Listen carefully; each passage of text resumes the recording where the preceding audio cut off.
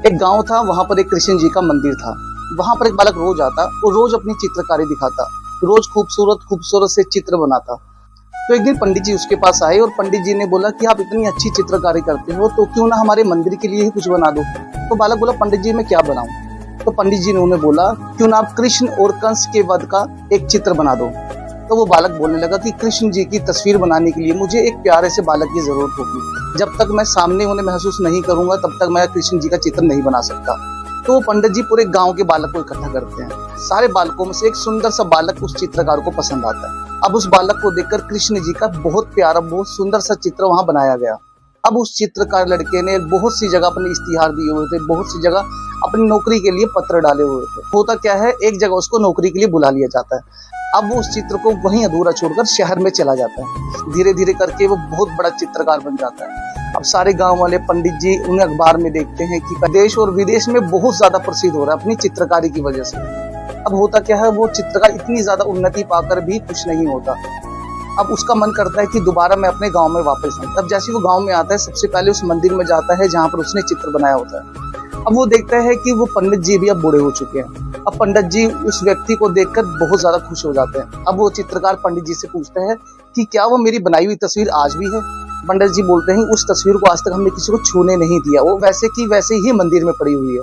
पंडित जी उनको बोलते हैं, अगर आप आ ही गए हो तो क्यों इस चित्र को पूरा कर दिया जाए।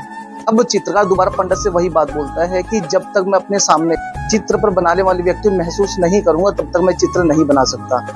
अब कृष्ण और कंस के युद्ध के चित्र को बनाने के लिए मुझे कंस जैसे व्यक्ति की जरूरत होगी। अब पंडित पूरे गांव को इकट्ठा कर देता है। अब चित्रकार सारे गांव वालों को देखता है तो उसमें उसको कोई भी ऐसा व्यक्ति नहीं दिखता जो कि कंस की तरह दिखता हो। अब पंडित जी को याद आता है उस गांव के जेलर उनके बहुत ज्यादा खास मित्र हैं।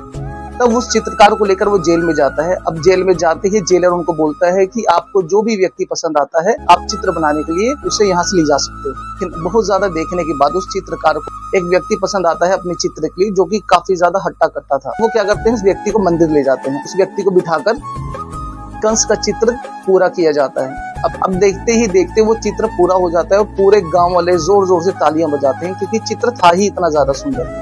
एक तरफ वो चित्रकार क्या देखता है कि जिस व्यक्ति की तस्वीर कंस के रूप में उस चित्र में बनाई गई वो बहुत ज्यादा फूट फूट कर रोने लग गया। अब चित्रकार उससे पूछता है कि तुम इतना ज्यादा रो क्यों रहे, बल्कि तुम तो खुश नसीब होने चाहिए कि आज तुम इस चित्र के अंदर उतर गए हो। तभी वो व्यक्ति जो बात बोलता है सारे सुनकर हैरान हो जाते हैं। वो व्यक्ति बताता है कि मैं वही लड़का हूँ जो बचपन में श्री कृष्ण जी के रूप में इस चित्र पर उतारा गया था और आज बड़े होने के बाद मुझे ही कंस के रूप में इस चित्र में उतारा गया है। ये बात सुनकर भी पंडित जी बोलते हैं कि पुत्र, हमारा कर्म ही निर्धारित करता है कि हमें कृष्ण बनना है या फिर कंस बनना है, इसलिए हमेशा अच्छे कर्म करते रहो, कुछ नहीं पता नियति हमें कहाँ ले जाए। राधे राधे।